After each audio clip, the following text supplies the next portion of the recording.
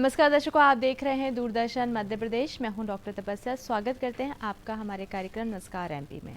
दर्शकों, हमारा कार्यक्रम नमस्कार एमपी जो है सोमवार से लेकर शुक्रवार तक सुबह 8 से 9 बजे तक आपके बीच में लेकर आते हैं और कई सारे एक्सपर्ट से कई सारे मुद्दों पर हम बातचीत करते हैं। इसी के साथ में हम कार्यक्रम की शुरुआत करेंगे। बहुत ही अच्छे विषय पे आज हम लोग बातचीत करने वाले हैं। हम चाहेंगे कि आप उसके ज़रूर हिस्सा बनिए, यानी कि हमारा कार्यक्रम सजीव फ़ोन इन है, हमारे साथ जुड़ सकते हैं टेलीफोन के माध्यम से। लगातार हम जो नंबर्स हैं टेलीविज़न स्क्रीन पर दिखाएंगे और आप उनको नोट कर लीजिएगा और जो भी संबंधित विषय पर आपके प्रश्न रहेंगे हम ज़रूर अपने कार्यक्रम में लेंगे। इसी के साथ में हम शुरुआत करते हैं, नज़र डालते हैं आज की तिथि पर। आज की तिथि है विक्रम संवत 2080, अश्विन कृष्ण पक्ष की सप्तमी तिथि है, दिन है शुक्रवार, तारीख है 6 अक्टूबर 2023। इसी के साथ में हमारा अगला सेगमेंट होता है बहुत ही खास। आज के दिन क्या कुछ खास घटित हुआ था इतिहास में, वो कुछ पन्नों में दर्ज जो रहता है वो हम आपके बीच पेश करते हैं। तो आइए नज़र डालते हैं इतिहास पर। 1862 की अगर मैं बात करती हूँ तो भारतीय दंड संहिता कानून पारित हुआ था आज ही के दिन। 1983 में पंजाब में राष्ट्रपति शासन लगाया गया था और 1946 में विनोद खन्ना जी जो कि हिंदी फिल्म अभिनेता हैं, उनका आज ही के दिन जन्म हुआ था। दर्शकों, कहते हैं कि इतिहास जो रहता है बहुत सी बातों का गवाह रहता है, जो हमने वापस आज ताज़ा करी आपके सामने। और इसी के साथ में विचार पे हम नज़र डालेंगे, क्योंकि विचार जो होते हैं, हम जैसा सोचते हैं वैसे ही हम भविष्य का निर्माण करते हैं। तो आइए नज़र डालते हैं हम विचार पर। अपनी ऊर्जा को चिंता करने में खत्म करने से बेहतर है इसका उपयोग समाधान ढूंढने में किया जाए। कितनी अच्छी बात है कि जब भी हम एनर्जी की बात करते हैं, ऊर्जा की बात करते हैं, तो कई बार हम नेगेटिव चीज़ों पे ज़्यादा अपना ध्यान केंद्रित कर देते हैं। तो यहाँ पे ये विचार ये कहता है कि अगर हम अपनी एनर्जी को उन समस्याओं कि अगर जितने भी विकल्प होते हैं उनको ढूंढने में लगाएंगे तो ज़्यादा बेहतर होगा। इसी के साथ में जो आज का हमारा विषय है जिस पे हम चर्चा करने वाले हैं वो बहुत खास है, स्वच्छता ही सेवा, जो हम सब मानव के जीवन में बहुत महत्व रखता है। और बहुत ही ज़्यादा खास एक्सपर्ट हमारे साथ जुड़ गए हैं। डॉक्टर सुरेंद्र शुक्ला जी हैं, राज्य निदेशक है नेहरू युवा केंद्र भोपाल से। सर, हम आपका स्वागत करते हैं हमारे कार्यक्रम नमस्कार एमपी में। इसी के साथ में हमारे साथ मेहमान के तौर पे भी बहुत ही खास व्यक्ति जुड़े हुए हैं। आप हैं संजय शुक्ला जी, गायक हैं और कंपोज़र हैं। हम आपका भी स्वागत करते हैं। सर, शुरुआत हम आपसे करेंगे। शुक्ला सर, मैं आपसे बातचीत करना चाहूँगी क्योंकि आज बहुत ही महत्वपूर्ण विषय पे हम बातचीत कर रहे हैं, स्वच्छता ही सेवा है। सबसे पहले इसकी शुरुआत कब हुई ये मैं जानना चाहूँगी। देखिए, शुरुआत तो महात्मा गांधी जी ने करी थी, लेकिन भारत सरकार में जब हमारे लोकप्रिय प्रधानमंत्री नरेंद्र मोदी जी ने सत्ता संभाली तो उन्होंने ये देखा कि हमारे देश में बीमारियां, गंदगी बहुत होती है।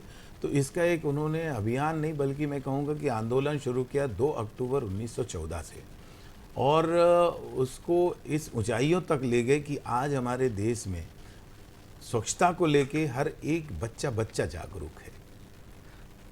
तो मुझे लगता है कि ये अभियान जब 14 में शुरू किया गया वो एक धीरे धीरे जाते जाते आज हमारी आदत में आ रहा है। और अभियान अति महत्वपूर्ण था क्योंकि स्वच्छता, गंदगी से ही हम आधे तो बीमारियों को लपेट के चलते हैं साथ में, और साथ ही हम ये देखते हैं कि हमारी पहचान गंदगी से है कि सफाई से है। तो आज भारत हमारा सफाई के रूप में जाना जाता है। और आप जानते हो कि पूरे देश में लगातार हम 14 से लेके आज तक मध्य प्रदेश, और मध्य प्रदेश में इंदौर और भोपाल का नाम रहता है, इंदौर नंबर 1 रहता है। तो स्वच्छता अभियान की शुरुआत माननीय प्रधानमंत्री जी की अपनी सोच से हुई है। बिल्कुल, बहुत अच्छी बात आपने यहाँ पे कही, लेकिन मैं एक बात और इसमें जोड़ना चाहती हूँ। जैसे कि आपने कहा कि 2014 में इसकी शुरुआत की गई थी कि स्वच्छता अभियान हम लोगों ने शुरू किया था, लेकिन फिर भी अगर हम बात करते हैं स्वच्छता ही सेवा, इसकी शुरुआत क्यों हुई, मतलब इसकी क्यों ज़रूरत महसूस हुई? देखिए, है क्या, हमारे स्वभावगत एक लापरवाही हमारे स्वभाव में रहती है। और दूसरी बात, एक कहावत है कि रसरी आवत जात है सिल पर परत निशान। तो हमारी आदतों में कई चीज़ें होती, कई बार हम सीखते सीखते सीखते वर्षों लगाते। जैसे अंग्रेज़ों की गुलामी को हम आज तक नहीं फुर्सत हो पाए कि हम अपने आप को स्वतंत्र महसूस कर सकें। इसी तरीके से स्वच्छता अभियान को लेके है। स्वच्छता अभियान हमारे जहन में तो आ रहा है, लेकिन कई बार हम उसका प्रयोग नहीं कर पाते हैं। आज भी आप देखेंगे कि जब सुबह आप शहर में निकलेंगे तो दुकानदार हमारे जो ग्राहक हैं, जो काम करते हैं घरों में, आज भी लोग सामान बाहर फेंक देते हैं। एक बात। दूसरी बात क्या हो रही है कि जैसे अब पूरे शहरों और गांव में स्वच्छता को लेके गाड़ियां चलाई जाती हैं घर घर से कचरा उठाने की, उसमें भी हम जद्दोजहद इतनी नहीं करते हैं कि हम अपना कचरा उठा के डाल दें, वही बाहर गेट के सामने रख देते हैं।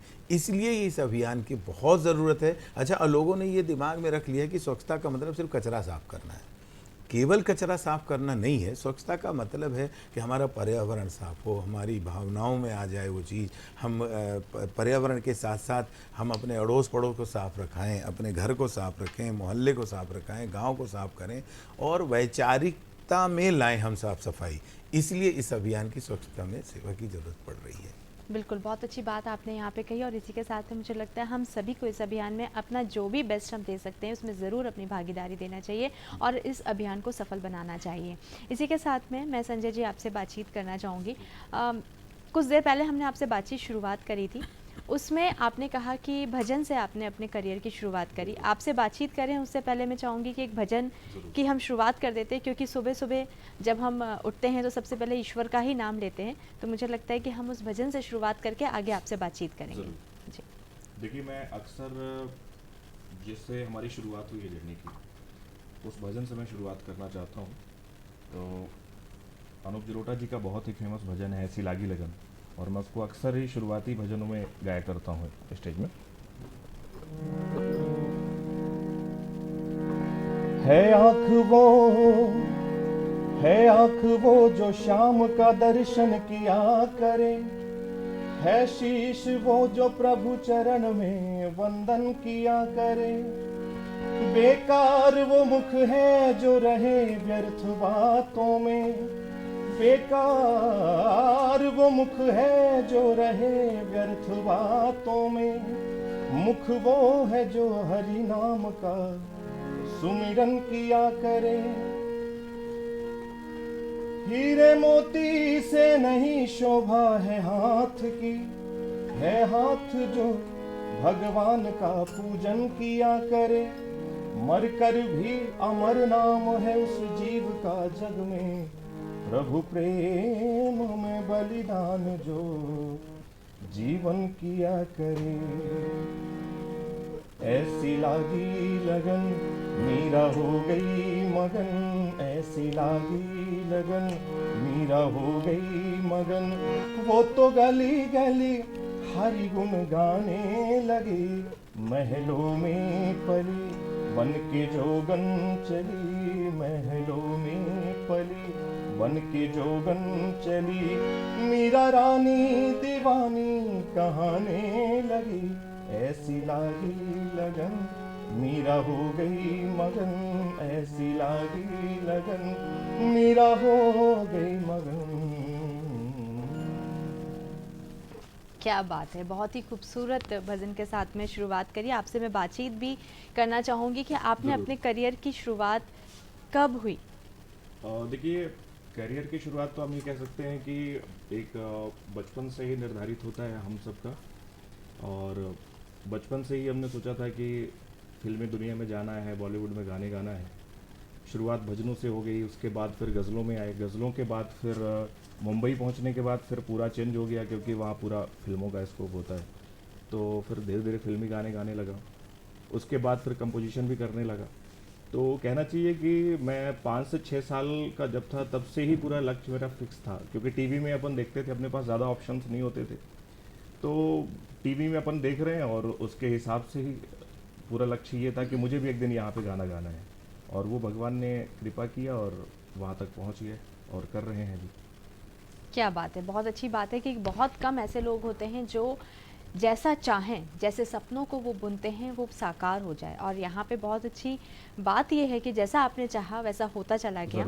और भी हम आपसे बातचीत करेंगे, लेकिन यहाँ पे मैं डॉक्टर सुरेंद्र सर आपसे जानना चाहती हूँ कि स्वच्छता ही सेवा की जब हम लोग बातचीत करते हैं तो आपको क्या लगता है कि सभी लोगों की उसमें भागीदारी हो, उसके लिए हम सभी लोगों को, समाज के सभी लोगों को किस तरीके से आगे आना चाहिए? इस पे हम एक बात कहना चाहेंगे कि देखिए, मैं नेहरू युवा केंद्र के कह सकता हूँ कि हमारे युवाओं पे हमें बड़ा भरोसा है। हाँ। अभी हमने जैसे कलश, मिट्टी और कलश का कार्यक्रम हमारा चालू है, उसके साथ ही हमने स्वच्छता अभियान भी प्रारंभ किया है। हमारे मंत्री माननीय अनुराग ठाकुर साहब ने जब हिमाचल में इसकी शुरुआत की तो एक मुहिम सी चली थी, तो उसमें हमने जो घर घर हमारे युवा मिट्टी और कलश लेके जा रहे हैं उसी तरीके से उसको स्वच्छता के लिए जागरूक करते जा रहे हैं। महत्वपूर्ण बात यह है कि अब हमारे पास साधन बहुत अच्छे हो गए हैं। देखिए, अब हम सोशल मीडिया पे, ट्विटर पे, व्हाट्सएप पे और फेसबुक पे इतनी ज़्यादा जागरूकता हमने शुरू की हुई है। और इसमें नेहरू युवा केंद्र के साथ साथ आपको बताएं कि एनएसएस, स्काउट, एनसीसी, कॉलेज के यूथ, ग्रामीण क्षेत्र के हमारे पंच, सरपंच, सारे जनप्रतिनिधि। आपको एक घटना याद हो, जब हमने सबसे पहले तिरंगा यात्रा शुरू की थी, घर घर तिरंगा, ठीक वैसे ही हम लोगों ने इस बार स्वच्छता ही सेवा में सफाई अभियान को लिया हुआ है और हर एक घर के सदस्य को इसमें जोड़ रहे हैं। और अब आपको मैं बड़े गर्व से कह सकता हूं कि इस मुहिम की जो प्रधानमंत्री जी ने शुरुआत की और महात्मा गांधी जी के जो सपने साकार हो रहे हैं, हालांकि समय लगा, लेकिन इस समय में आप देखेंगे कि किसी घर के सामने अब आपको फैला हुआ कचरा बहुत कम मिलता है। तो इस अभियान को जागरूकता नहीं, हमने आंदोलन बना रखा है और 15 दिन में, 1 तारीख से लेकर 15 अक्टूबर तक में, मैं समझता हूं कि इस देश को, जैसे हमने पिछली बार पॉलीथीन मुक्त अपना देश बनाया था और लाखों टन पॉलीथीन हम लोगों ने एकत्रित करके रिसाइकल करके उसको बहुत चीज़ें बनाई थी और भोपाल इसमें तो अग्रणी था और इंदौर, क्योंकि उसमें रिसाइकल करके चेयर्स और दुनिया भर की चीज़ें बना के हम लोगों ने लगाया था, जो आज भी चर्चित है। और सेम उसके प्रोसेस इतने अच्छे हो गए, तो कचरे से हमने अभी बिजली बनाना शुरू कर दिया, कचरे से हमने मटेरियल्स बहुत सारे यूज हो रहे हैं, पॉलीथीन लगभग ना के बराबर हो गई है। तो कुल मिला के ये है कि अब इसके साथ हमने एक नया इसमें जो जोड़ा है सेवाएं में, कि हम वृक्षारोपण भी बहुत अच्छे से कर रहे हैं। क्योंकि हमारे देश में आपने याद हो कि जब पिछली बार ये अभियान चला था पॉलीथीन मुक्त का, तो जहाँ दिल्ली के लोग तारों को नहीं देख पाए थे वर्षों से, उनको बड़ा क्लियर आसमान दिखता था, तारे दिखते थे, पॉल्यूशन नहीं था, विजिबिलिटी अच्छी थी, लोगों के स्वास्थ्य ठीक हो गए थे। तो कुल मिला के ये कहना चाहिए कि इस अभियान को हम लोगों ने उस जन आंदोलन बना दिया है और 15 तारीख तक आपको देखेंगे कि विश्व का एक फिर रिकॉर्ड बनेगा स्वच्छता अभियान। बिल्कुल सर, इसी बात से मुझे एक बात और याद आ रही है कि जब भी हम बात करते हैं पर्यावरण अच्छा करने के लिए, तो हमारे मध्य प्रदेश का जो वन विभाग है वो कभी पीछे नहीं हटता है और लगातार अपना काम करता रहता है। तो उसी के चलते यहाँ पे राज्य स्तरीय जो वन प्राणी सप्ताह है 2023, उसका भी पुरस्कार वितरण और जो है समापन समारोह है वो आयोजन किया जा रहा है कल, और वो किया जा रहा है महामहिम राज्यपाल श्री मंगूभाई पटेल जी द्वारा किया जाएगा कल, यानी कि 7 अक्टूबर ठीक 11:30 बजे। तो मुझे लगता है कि ये एक बहुत बड़ी, यहाँ पे बोला जाएगा कि वन विभाग की तरफ से बहुत ही अच्छा एक कदम है, जिसमें कि हम सब पॉलीथीन कई बार हम यहाँ वहाँ पटक देते हैं, जिसके कारण हमारा पर्यावरण बहुत ज़्यादा दूषित हो जाता है। तो ये एक मैसेज भी है सबके लिए कि हमको अपने वन को भी सुरक्षित करना है, अपने पर्यावरण को करना है, और इसी के साथ में हमको स्वच्छता अभियान जो है उसके साथ भी जुड़ना है। तो आइए यहाँ पे हम बातचीत आगे बढ़ाते हैं। और संजय जी, मैं आपसे जानना चाहती हूँ कि जब आपने करियर अपना चुना कि मैं को संगीत के क्षेत्र में जाना है, आपको कब लगा कि मुझे अब कंपोज भी करना चाहिए? देखिए, ये बहुत ही मुश्किल सवाल आपने पूछा है हमसे। और कभी कभी ऐसा होता है कि हमें गाइड करने वाला जीवन में कोई नहीं होता, और हमने अपने सपने तो बना लिए, लक्ष्य भी निर्धारित कर लिया कि हमें वहाँ पहुँचना है, लेकिन हमें रास्ता नहीं पता होता। तो मैं ऐसी फैमिली से हूँ कि जहाँ दूर दूर तक मेरे रिलेटिव में भी कोई ऐसा व्यक्ति नहीं था जो म्यूज़िक फील्ड से हो और जो मुझे प्रॉपर गाइड कर सके कि मुझे कैसे कैसे आगे बढ़ना है। तो मैं स्वयं चलता गया। उसके बाद फिर लाइफ में ऐसे फेस देखे कि गाते गाते काफ़ी स्ट्रगल किया, बहुत सारे म्यूज़िक डायरेक्टर्स के यहाँ गया, लेकिन सफलता जितनी चाहिए, जैसी चाहिए वैसी प्रॉपर समझ में नहीं आ रही थी हमें। तो कुछ ऐसे फैसले आए कि मतलब किसी कंपनी से मुझे मिला कि आप ऐसे गाने गाइए तो आप हिट हो सकते हैं, लेकिन हमारे पास कोई कंपोजिशंस नहीं थी। कंपोजिशंस लेने के लिए हमें उस टाइम पे बहुत ज़्यादा पैसे देने पड़ते बड़े म्यूज़िक डायरेक्टर्स के लिए। तो कुछ बड़े म्यूज़िक डायरेक्टर्स में मिला, जिसके बाद उन्होंने काफ़ी पैसों की डिमांड किया, और उसी दरमियान मैंने कुछ पहले किया हुआ था, लेकिन उसको मैंने ये नहीं समझा था कि कंपोजिशन में आगे काम कर सकता हूँ। लेकिन मैंने जब घर आके देखा कि उस कंपोजिशन से, जिस म्यूज़िक डायरेक्टर के पास मैं गया था, उनकी कंपोजिशन से कहीं ज़्यादा बेहतर हमारी कंपोजिशन है। तो बस उसके बाद फिर एक एक बाद कुछ ना कुछ भजन करता गया और कॉन्फिडेंस आता गया। उसके बाद ऐसा लगा कि अब मैं म्यूज़िक कंपोजिशन भी कर सकता हूँ। फिर कुछ फिल्मों के काम मिले, फिल्मों के काम के बाद जो ऐसा लगा कि सराहना हुई चारों तरफ, तो पूरा कॉन्फिडेंस बढ़ गया कि हाँ मैं कंपोजिशन कर सकता हूँ, परफेक्ट कंपोजिशन कर सकता हूँ। और ईश्वर की ऐसी कृपा रही कि बैक टू बैक 4-5 फिल्में कर लिया हैं जो अभी हाल ही में रिलीज़ होने वाली हैं। बिल्कुल। जी। संजय जी, सबसे यादगार ऐसे तो आपने बहुत सारे कंपोजिशंस किए हैं, लेकिन एक होता है कि जो सबसे ज़्यादा दिल के करीब हो, लोगों के करीब हो, कोई यादगार ऐसा कंपोजिशन जिसकी कहानी आप हमारे साथ शेयर करेंगे? देखिए हर कलाकार की कंपोजिशन या गाने उसके लिए खास ही होते हैं, लेकिन अभी जब कोविड का टाइम चल रहा था तो चारों तरफ मायूसी थी, हर इंसान मायूस था, परेशान था। उसके बाद फेज़ 2 हमने देखा, तो हम लोगों ने ऐसा विचार बनाया कि एक गाना ऐसा करते हैं जिसमें लोगों को जागरूक करने का हो, क्योंकि बाकी गाने तो हम लोग फिल्मों के लिए भजन बहुत सारी चीज़ें करते रहते हैं, लेकिन ऐसा गाना जो एक पहचान बना दे लोगों के बीच में और उन्हें कहीं ना कहीं से मोटिवेट करे। तो ऐसे ही अनायास विचार आए, हमने गाने लिखे, उसके लिरिक्स भी मैंने ही लिखा। और उसमें मध्य प्रदेश के बहुत ज़्यादा आईएएस आईपीएस जो थे हमारे टच में, उनसे संपर्क करके हमने एक गाना तैयार किया। और आईएएस आईपीएस हैं उसमें, और पॉलिटिक्स का भी, मुझे राजनीति का भी लोग काफ़ी सपोर्ट मिला। बिल्कुल। और उसमें टीवी सीरियल्स के एक्टर को लेके, बॉलीवुड के एक्टर्स को लेके हमने एक गाना बनाया जो नेशनल अवार्ड लेके आया। उसमें मुंबई राजभवन में हमें सम्मानित भी किया गया। उसके बाद मुंबई 7 ग्लोबल अवार्ड भी उसी गाने के लिए मिला।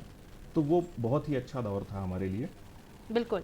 और जैसे कि लगातार नेहरू युवा केंद्र भी कोविड के समय में लगातार प्रयास करता रहा, लोगों को जागरूक करता रहा और बहुत सफल रहा इसका जो भी हम लोगों ने कार्य किए थे। सर, यहाँ पे जैसे कि बता रहे हैं संजय जी, उन्होंने कंपोज किया कोविड के टाइम पे, तो हम सब जानना चाहेंगे संजय जी कि आप वो कंपोजिशन क्या थी, हम फिर से चाहेंगे कि उसको फिर से जी, मैं रिवाइज किया उसको जाए 2 हम लाइन सबके आपको बीच में। गुनगुना के बिल्कुल। सुनाता हूँ।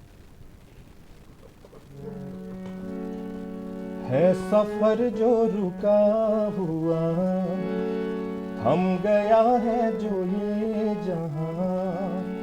है सफर जो रुका हुआ, हम गया है जो ये जहां।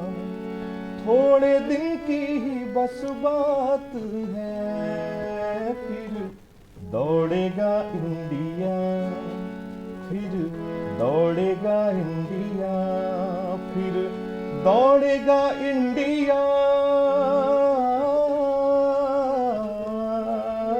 फिर दौड़ेगा इंडिया, फिर दौड़ेगा इंडिया, फिर दौड़ेगा इंडिया।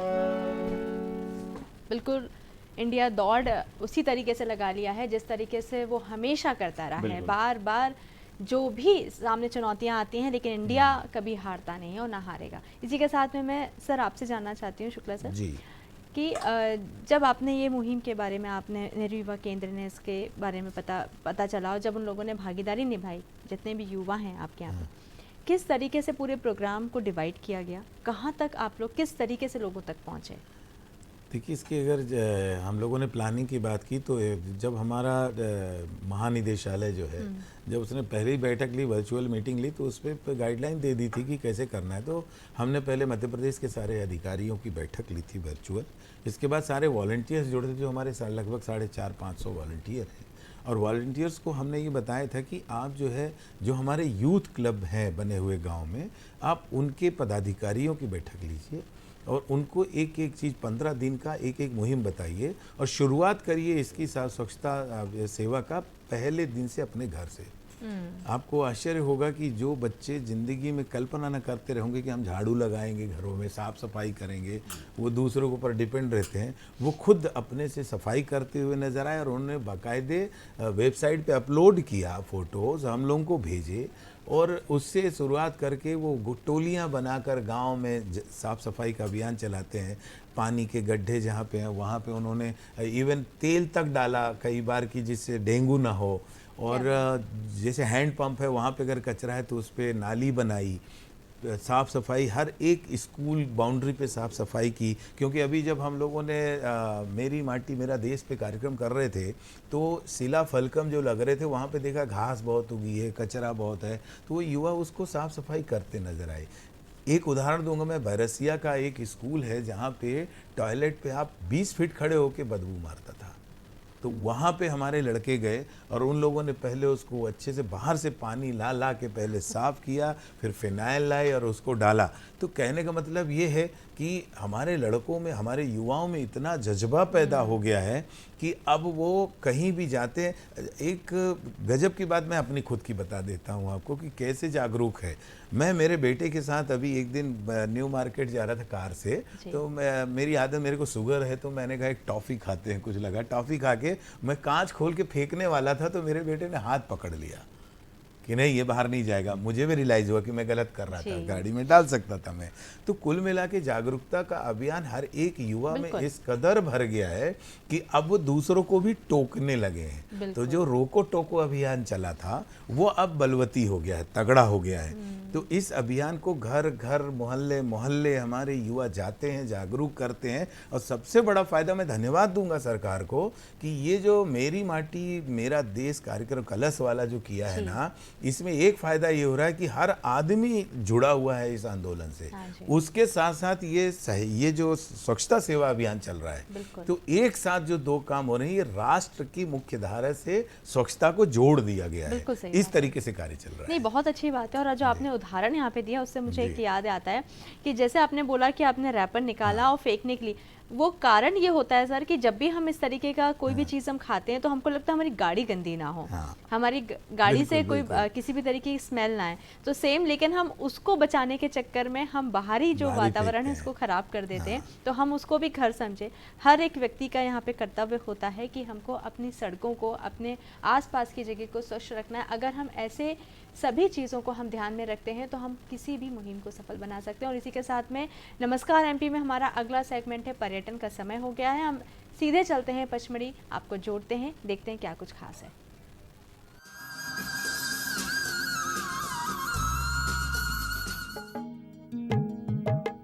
खुशनुमा मौसम और प्राकृतिक नजारों के सौंदर्य से भरी पचमढ़ी समुद्र तल से लगभग 1067 मीटर ऊंचाई पर स्थित है। चारों ओर खूबसूरत शैल शिखरों से घिरी पचमढ़ी की खोज कैप्टन जे फोर्साइथ ने 1857 में की थी। फोर्साइथ के बाद आए अंग्रेजी अफसरों को ये जगह इतनी पसंद आई कि उन्होंने इसे अपने हिसाब से रचाया बसाया। अगर आप पचमढ़ी घूमना चाहते हैं तो रेल और सड़क दोनों ही माध्यम से यहाँ पहुंचा जा सकता है। हावड़ा मुंबई रेलवे लाइन पर नजदीकी रेलवे स्टेशन पिपरिया है। यहाँ से पचमढ़ी के लिए बसें और टैक्सियां आसानी से मिल जाती हैं। इसके अलावा भोपाल, नागपुर और जबलपुर से पचमढ़ी के लिए अनेक सरकारी और गैर सरकारी टूरिस्ट बसें और टैक्सियां सहज ही उपलब्ध हैं। अगर आप हवाई जहाज से यहाँ पहुंचना चाहते हैं तो नजदीकी हवाई अड्डा भोपाल है। पर्यटकों के ठहरने के लिए यहाँ काफी संख्या में सरकारी और निजी होटल उपलब्ध हैं। पचमढ़ी से लगभग 2.5 किलोमीटर दूर स्थित ये गुफाएं एक विशाल चट्टान को काटकर बनाई गई हैं। गुफाओं तक पहुंचने के लिए छोटी छोटी सीढ़ियां और रेलिंग लगाई गई हैं। गुफा क्रमांक 1 में भीम रहा करते थे, जो रसोइये के दायित्वों का निर्वहन करते थे। इसके अलावा गुफा क्रमांक 2 में युधिष्ठिर और 3 में नकुल का निवास माना गया है। गुफा क्रमांक 5 को सहदेव का निवास माना गया है। इन गुफाओं की छत से अगर हम पचमढ़ी का नजारा लेते हैं तो दूर दूर तक फैले कोहरे से ढकी पहाड़ियां, जंगल और पचमढ़ी का विहंगम दृश्य देखने को मिलता है।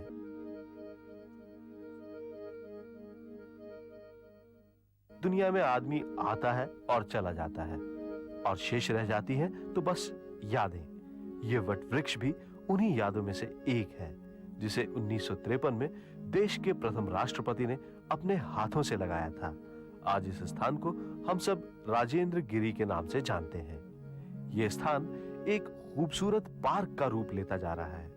यहां से प्राकृतिक नजारों को देखना कम रोमांचकारी नहीं होता। नीले आकाश के तले शांत भाव से पचमढ़ी का हृदय कही जाने वाली ये झील पर्यटकों को बरबस अपनी ओर आकर्षित करती है।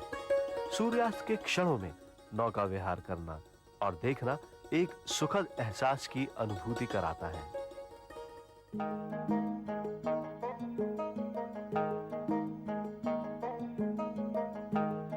पचमढ़ी की रॉक पेंटिंग हजारों वर्ष पूर्व बनाई गई पाषाण कालीन चित्रकला का अद्भुत उदाहरण है।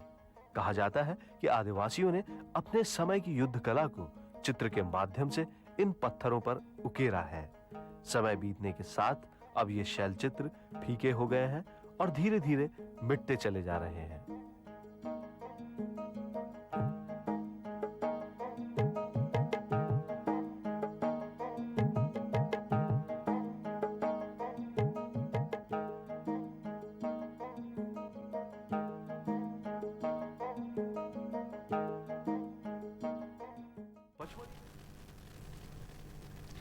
तो दर्शकों, यहाँ पे पर्यटन में हमें बहुत ही खूबसूरत जगह पचमढ़ी मध्य प्रदेश में जो स्थित है, बहुत ही खूबसूरत हिल स्टेशन है और कई सारे लोग यहाँ पे आते हैं। और अगर हम पर्यावरण या स्वच्छता की बात करते हैं तो पचमढ़ी जीता जागता एक मिसाल है, क्योंकि वहाँ पे सबसे ज़्यादा खूबसूरत रहता है। और इसी के साथ में मैं यहाँ पे आपको बताना चाहती हूँ कि आज जो हम लोग बातचीत कर रहे हैं स्वच्छता ही सेवा, उसको हम आगे बढ़ाते हैं बातचीत को।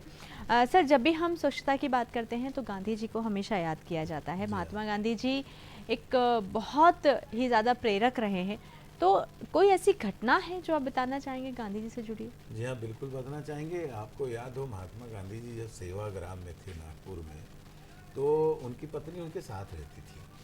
तो वो इस बात से नाराज़ रहती थी कि महात्मा गांधी अपना खुद का बाथरूम साफ करते थे, और इस वजह से कई बार वो नाराज़ हो गई। एक बार तो इतना झगड़ा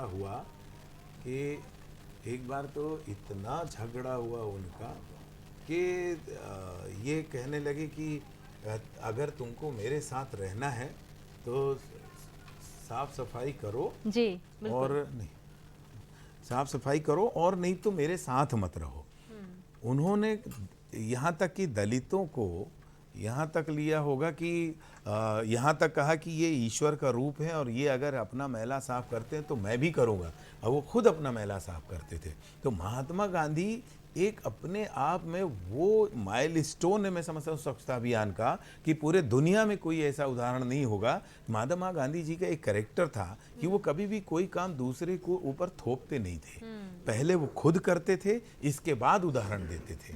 तो स्वच्छता अभियान तो महात्मा गांधी के, मैं समझता हूँ कि उनके कारण ही स्वच्छ भारत की कहीं न कहीं पे एक लीक बनी, जहाँ से लोग चलना शुरू किए। और धन्यवाद है प्रधानमंत्री जी का कि उन्होंने इस मुहिम को जो है इस कदर बना दिया कि आज पूरी दुनिया में भारत स्वच्छ भारत के नाम से जाना जाने लगा। क्या बात है, बहुत अच्छी बात। और यहाँ पे इसी के साथ में हमारे एक कॉलर जुड़ गए हैं, डॉक्टर प्रदीप साहू जी हैं भोपाल से। आपका हम स्वागत करते हैं, प्रश्न कीजिए। जी जी, Tapasya and everyone, good morning. Good morning जी। मैं ये संगीत से रिलेटेड पूछना है मेरे को, वो आपके जो गेस्ट है ना, म्यूजिक से रिलेटेड। हाँ जी जी हाँ, आप अपना प्रश्न कीजिए और टेलीविजन का वॉल्यूम कम कर लीजिए। कि भारतीय संगीत और पश्चिमी संगीत में क्या फर्क है, और भारत के लोगों पर इन दोनों में से किसका इम्पैक्ट ज्यादा है?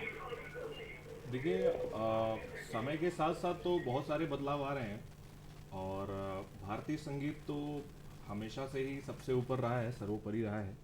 लेकिन अभी कुछ दिनों से हाल ही में पश्चिमी सभ्यता को हम ज़्यादा फॉलो कर रहे हैं। लेकिन हमारे यहाँ ही इतना सारा कुछ है कि हमें किसी और की आवश्यकता नहीं पड़नी चाहिए, और पड़ती भी नहीं है, क्योंकि हमारे गाने भी बहुत सारे हिट हैं इंडिया में। जो हमारी भारतीय संस्कृति में है, भजन उठा के देख लीजिए, आप गज़ल उठा के देख लीजिए। लेकिन कुछ हैं ऐसे कि जो पश्चिमी सभ्यता को ज़्यादा पसंद कर रहे हैं, तो मेरे हिसाब से होना नहीं चाहिए। और फ़र्क भी हमने जैसा आपको बताया कि हमारी भारतीय संस्कृति में जो इतने सारे कंटेंट है, इतने सारे भजने हैं, मीरा जी के भजन हैं, सूरदास जी के भजन हैं, तुलसीदास जी के भजन हैं, वो सबसे सर्वोपरि रहे, वो हमेशा रहेंगे।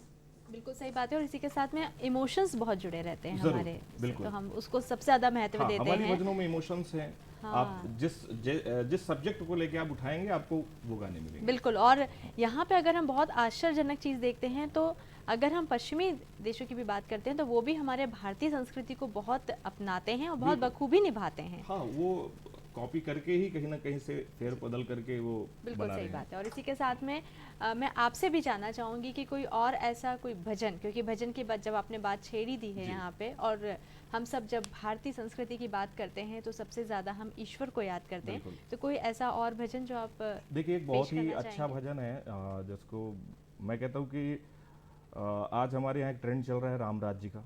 हम राम राज्य की कल्पना करते हैं अक्सर। जी। तो हर माँ चाहती है कि हमारा बेटा राम हो, हमारा बेटा कृष्ण हो। तो बहुत ही सुंदर से भजन है जो हर घर में मेरे हिसाब से फॉलो करना चाहिए सबको।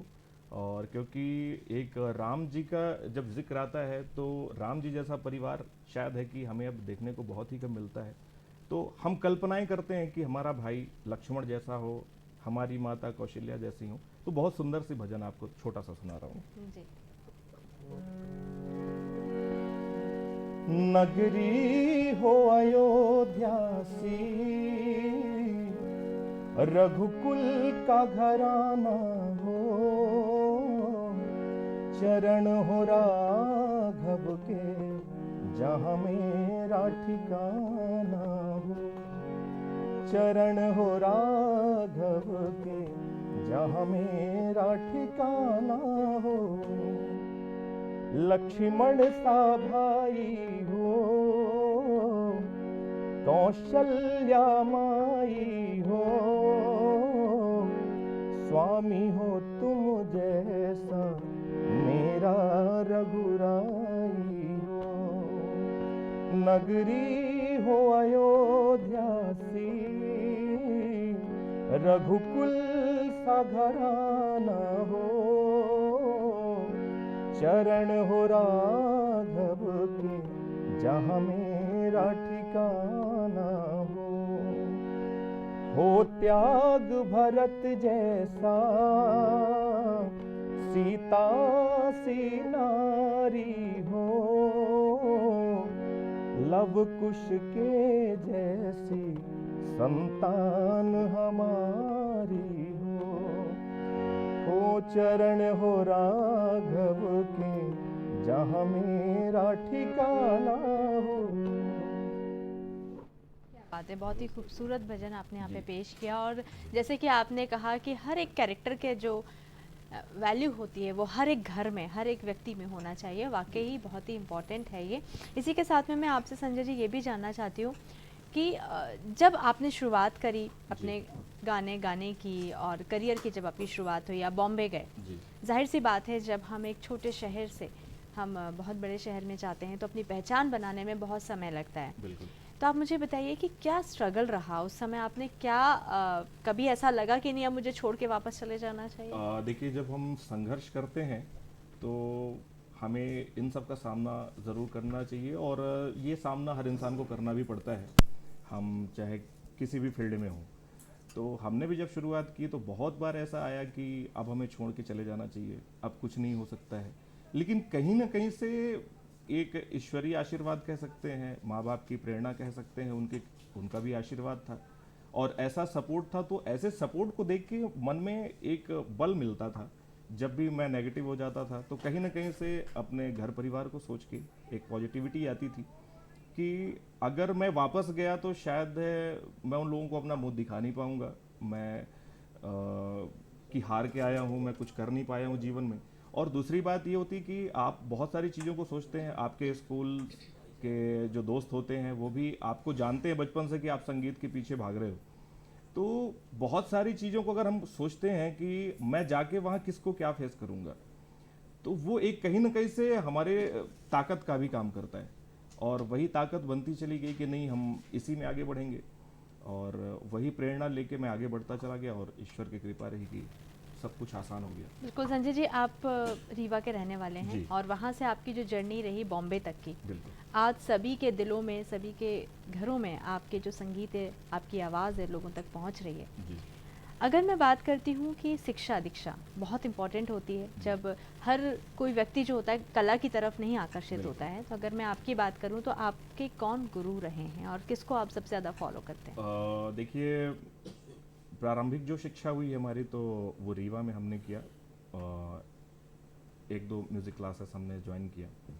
उसके बाद फिर मेरा सौभाग्य था कि हमने एक कंपटीशन में भाग लिया। कंपटीशन के बाद मेरा सिलेक्शन हुआ और मुझे दिल्ली जाने का मौका मिला, और दिल्ली में मुझे बहुत ही अच्छे गुरु मिले, अब्दुल हकीम साहब, और उनके शरण में मैं गया। उनसे मैंने सीखने की इच्छा जाहिर किया, एज भी बहुत कम थी, तो उन्होंने मेरे सर पे हाथ रखा और उन्होंने मुझे करीब 4-5 महीने सिखाया। उसके बाद उम्र कम होने के कारण मैं अकेला था वहाँ, तो मैं फिर से वापस आ गया। उसके बाद फिर मैंने जबलपुर में भातखंडे में बहुत अच्छे गुरु थे, उनसे हमने शिक्षा लिया। और उसी दरमियान मेरी मुलाकात हो गई अनूप जलोटा जी से, और उनसे मेरी पहले भी फ़ोन में बातें एक दो बार हो चुकी थी किसी न किसी के माध्यम से। तो हम लोग एक कंसर्ट में मिले और मैंने उनको अपनी भजन सुनाया, तो वो इतने प्रभावित हुए कि मुझे उन्होंने तुरंत बोल दिया कि आप मेरे साथ बॉम्बे चलो। तो मैं उस समय तो बॉम्बे जा नहीं सका उनके साथ, लेकिन कुछ महीनों बाद मैं बॉम्बे गया और उनके साथ मुझे दूसरे दिन ही मुझे ऋचा शर्मा जी के घर में गाने का मौका मिल गया उनके साथ में। और बस फिर वहाँ से पंडित बनवारी लाल जी जो हैं उनके सानिध्य में मैंने शिक्षा किया, और उसके बाद फिर अनूप जलोटा जी के साथ अब कंटिन्यू ही हम लोग कर रहे हैं। बिल्कुल। जी। संजय जी, मेरे मन में एक सवाल आ रहा है आपके लिए कि जैसे जी। कि आपने बताया कि लाइट म्यूज़िक की तरफ आप गए, उसके बाद आपने क्लासिकल की भी आपने कहीं पे शिक्षा दीक्षा ली है? हाँ, क्लासिकल की शिक्षा भी हमने अब्दुल हकीम साहब से लिया, और उसके बाद हमने जो हमारी शुरुआती जर्नी है वो क्लासिकल से हुई है। और मेरा मानना है कि आज के युवाओं को कहीं ना कहीं से क्लासिकल सीखने के बाद ही आगे बढ़ना चाहिए, क्योंकि वो हमारी नींव होती है। तो प्रारंभिक जो है वो हमने क्लासिकल से किया, और समय के हिसाब से फिर हमने भजनों में, फिर भजनों के बाद लाइट म्यूज़िक, वो धीरे धीरे करके। बिल्कुल। यहाँ पे संजय जी एक और प्रश्न मेरे मन में आ जी। गया है कि जैसे कि जब हम बातचीत करते जा रहे हैं तो कई सारे प्रश्न मेरे मन में भी आ रहे हैं। जरूर। जैसे आपने बताया कि आप सिंगर हैं, हम सब बिल्कुल। जान रहे हैं, हम आपको सुन रहे हैं, कंपोज़र भी हैं, तो अभी फ़िलहाल आप दोनों ही चीज़ों को लेकर चल रहे हैं या आप अभी सिर्फ कंपोजिंग पे ध्यान दे रहे हैं? ये बहुत ही अच्छा आपने सवाल किया है।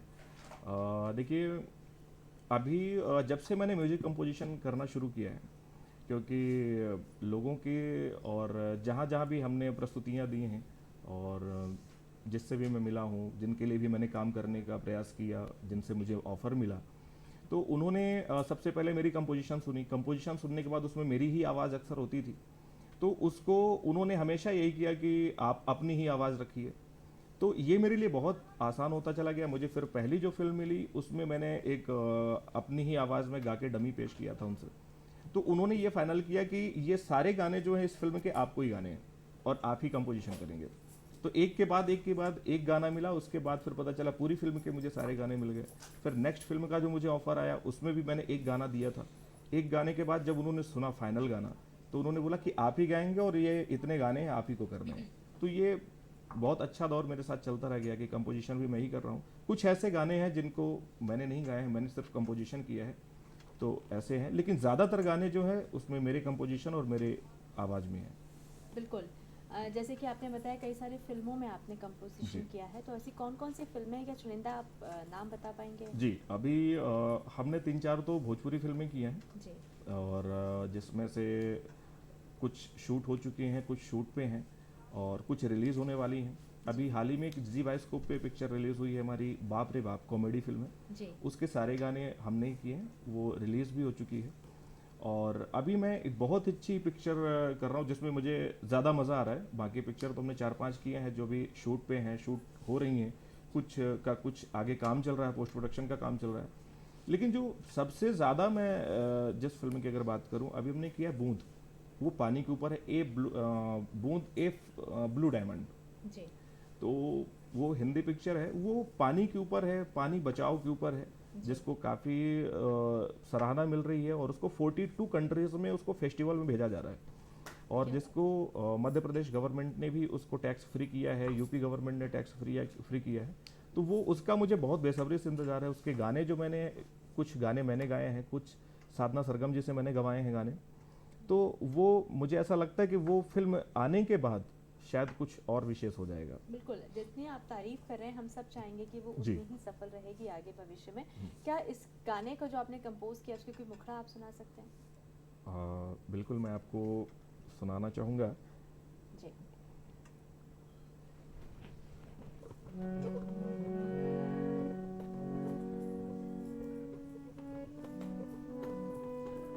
देखिए क्या है कि अभी वो कुछ लाइन्स मुझे हो सकता है कि भूल भी जाएं, क्योंकि अभी अपन ने गाना रिकॉर्ड किया है, लेकिन जितना याद है मैं आपको सुनाता हूँ।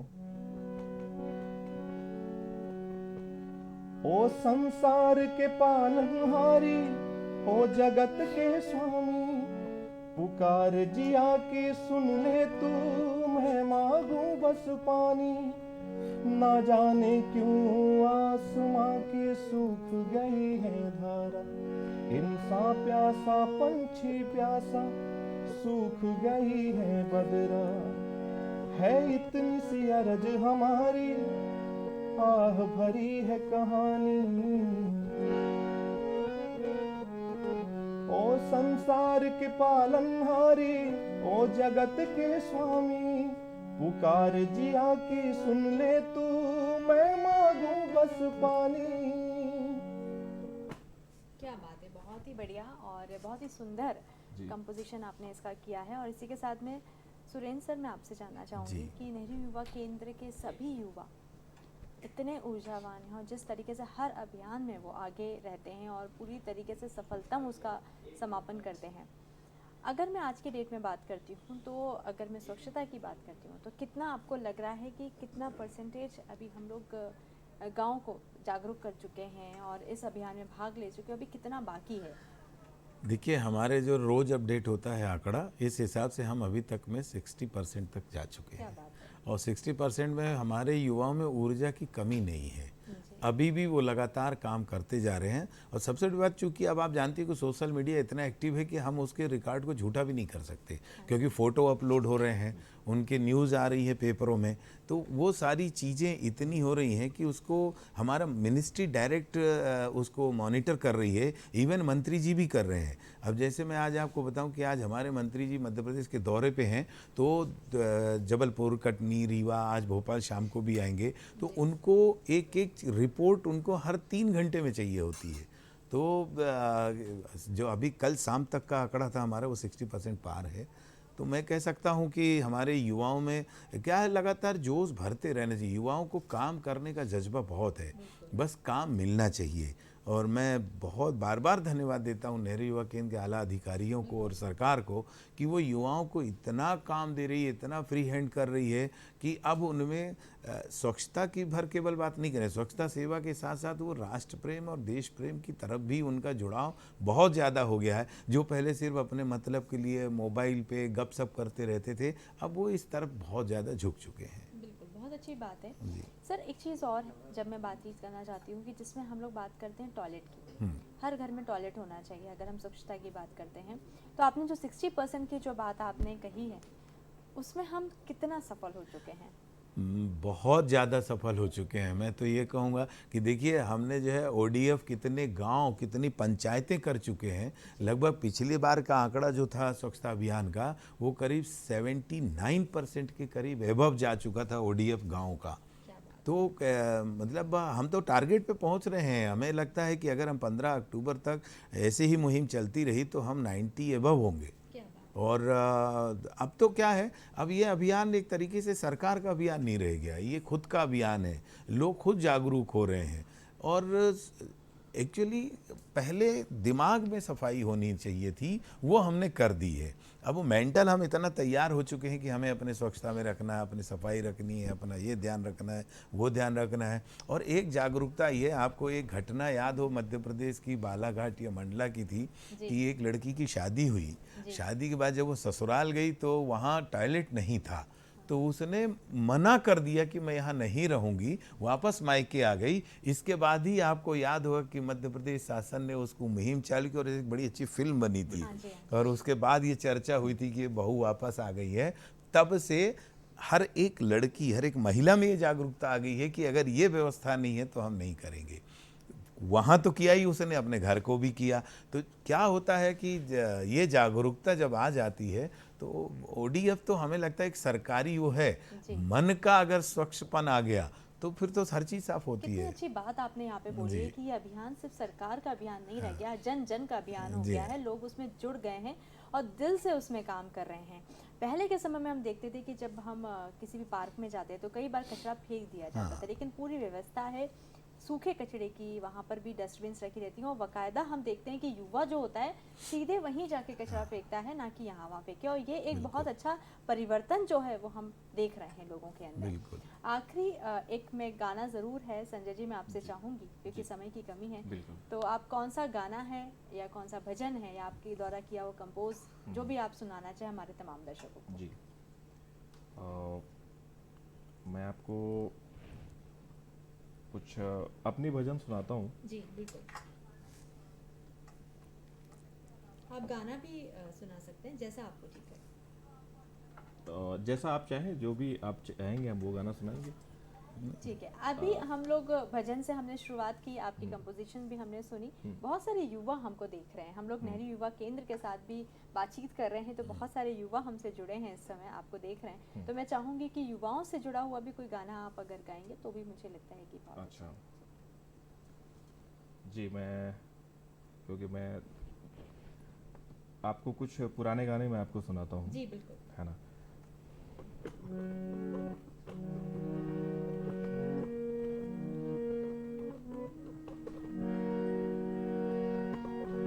मुझे इश्क है तुझी से मेरी जान जिंदगानी, मेरे पास तेरा दिल है मेरे प्यार की कहानी। मुझे इश्क है तुझी से मेरी जान जिंदगानी, मेरे पास मेरा दिल है मेरे प्यार की कहानी। मुझे इश्क है तुझी से। क्या बात है। जो हम पुराने गाने सुनते हैं ना, आज के युवा वापस उन्हीं को गुनगुनाने लगे हैं, क्योंकि उसकी जो भाषा, उसके जो शब्द, उसकी जो गहराइयाँ थी ना, वो आज हम बखूबी उसको समझने लगे हैं। तो युवा वापस से उसी तरफ जा रहे हैं और बहुत अच्छी बात है।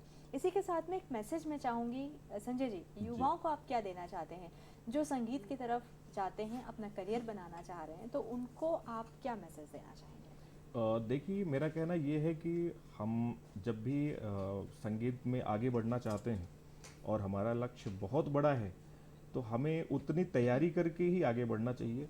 तो शायद है कि वो हमारे लिए इजी हो जाता है। और प्रारंभिक जो है, शुरुआत में हमें क्लासिकल, जो हमारी मजबूती है, जो जड़ है, तो हम अगर क्लासिकल को सीख के अगर हम आगे जाएंगे तो कहीं ना कहीं से वो आपके लिए हमेशा ही इजी होता चला जाएगा और आप अपने लक्ष्य को ज़रूर प्राप्त करेंगे। बिल्कुल। जैसे कि अभी हम लोगों ने बातचीत कर रहे थे, तो आपने कहा एक भजन आपके बहुत करीब है दिल के, जो आप गुनगुनाना चाहेंगे, तो मैं चाहूँगी कि उसकी कुछ पंक्तियाँ आप हमारे साथ साझा करें। जी, कि भजन तो वही है हमारा, जो ऐसी लागी लगन, उससे ही मैं शुरुआत करता हूँ अक्सर। और इसके अलावा कोई और? उसके अलावा भी अनूप जी का ही भजन है एक, बिल्कुल, हम बहुत सुनना सुंदर चाहेंगे। सा। जी।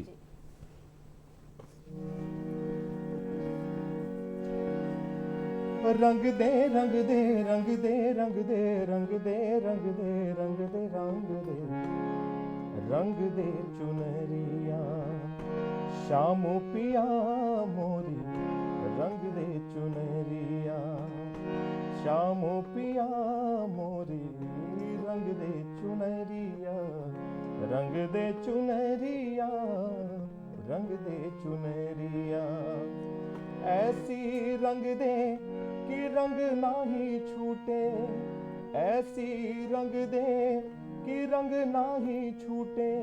धोबिया धोवे चाहे, धोबिया धोवे चाहे सारी उमरिया, शाम पिया मोरी, रंग दे चुनरिया, रंग दे चुनरिया, रंग दे चुनरिया। रंग दे रंग दे रंग दे रंग दे रंग दे रंग दे रंग दे रंग दे रंग दे चुनरिया शाम पिया मोरी, रंग दे चुनरिया, रंग दे चुनरिया, रंग दे चुनरिया। क्या बात है, बहुत ही खूबसूरत आपने भजन यहाँ पे गाया। और जितने भी लोग सुन रहे थे यहाँ पर पैनल पे, सब बिल्कुल डूब गए थे इस भजन में, और बहुत ही खूबसूरत तरीके से आपने पेश किया।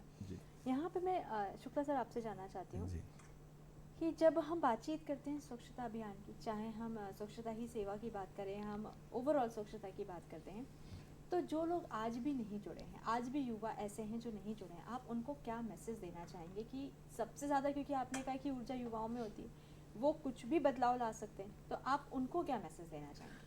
देखिए, मैं तो ये कहना चाहूँगा कि सभी युवा जो है, आप एक चीज़ गौर करेंगे कि एक बिना धुली, बिना प्रेस की हुई शर्ट पहन के निकल जाइए तो आपके अपने अंदर ही जो है ढीलापन रहता है।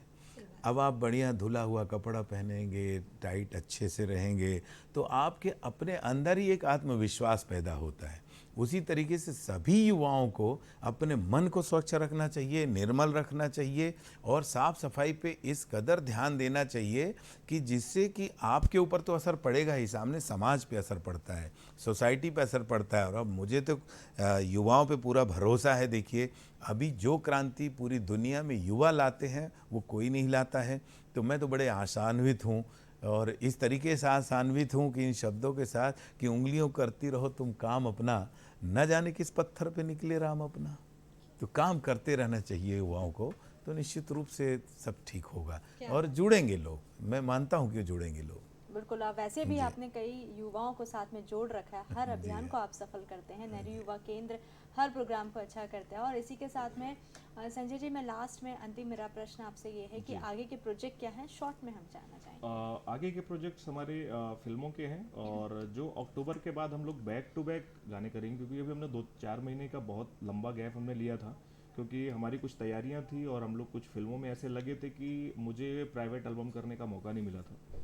तो अक्टूबर के बाद हम लोग बैक टू बैक काफ़ी प्रोजेक्ट्स कर रहे हैं जो काफ़ी बड़े चैनलों पे आएंगे। काफ़ी ऐसी फिल्में हैं जो बड़े प्रोजेक्ट्स हैं, बड़ी फिल्में हैं।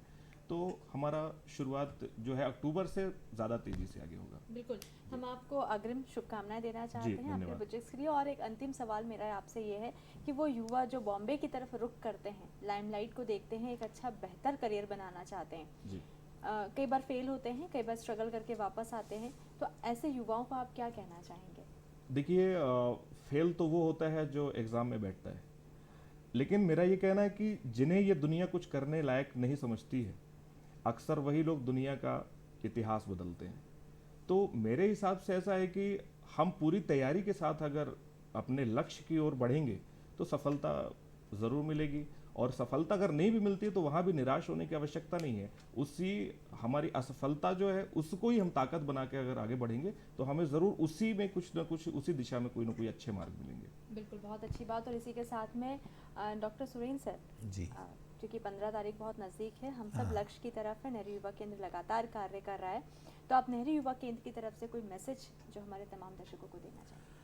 मैं से को यही कहूँगा कि हम जिस देश में रह रहे हैं ये महात्मा गांधी का देश है और इस देश में अगर हमें ऊर्जावान प्रधानमंत्री इस बात के लिए आगे बढ़ा रहे हैं कि हम स्वच्छ भारत रखें, पूरी दुनिया में नाम कमाएं, जैसा कि आज की समय में G20 से लेके अभी तक हम शिरोमणि बन रहे हैं, हम विश्व गुरु की तरफ बढ़ चुके हैं। तो इसी तरह विश्व स्वच्छता अभियान के भी गुरु बने और स्वच्छ देश और स्वच्छ भारत रखें। मैं सभी युवाओं से अपील करूंगा कि आप स्वयं अपने छोटे भाई बहनों को जोड़ें, अपने माता पिता को जोड़ें, दोस्तों को जोड़ें और इस अभियान को चरमोत्कर्ष तक पहुंचाएं। बिल्कुल, बहुत अच्छी बात, बहुत अच्छा मैसेज के साथ हमारे बीच में राज्य निदेशक नेहरू युवा केंद्र भोपाल से डॉक्टर सुरेंद्र शुक्ला जी जुड़े थे, जिन्होंने स्वच्छता ही सेवा के ऊपर चर्चा करी। और इसी के साथ में हमारे साथ संजय शुक्ला जी थे, जो कि एक सिंगर हैं, बहुत बेहतरीन, उन्होंने यहाँ पे भजन और गाने भी गाए हैं। आप दोनों समय निकाल कर आए, उसके लिए बहुत बहुत धन्यवाद जी। तो दर्शकों नमस्कार, एमपी में आज इतना ही। हम फिर मिलेंगे एक नए विषय पर चर्चा करने के लिए। आप बने रहिएगा दूरदर्शन मध्य प्रदेश के साथ। आज के लिए मुझे इजाज़त दीजिए, नमस्कार।